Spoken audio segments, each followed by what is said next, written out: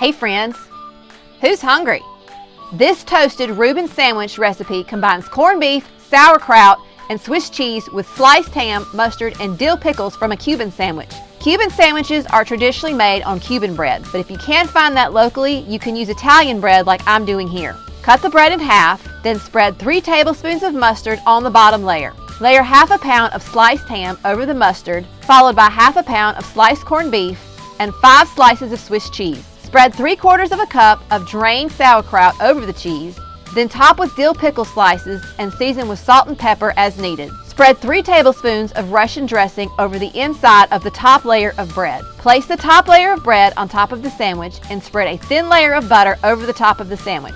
I'm toasting my Reuben Cuban on my Blackstone griddle, but you could also cut the sandwich into smaller pieces and toast it in a skillet on the stove. I'm starting the sandwich upside down so that the buttered side toasts first and using a cast iron skillet to press it into the hot griddle. Toast the sandwich for about 2 to 3 minutes. Spread butter on the bottom side of the bread and very carefully flip the sandwich over.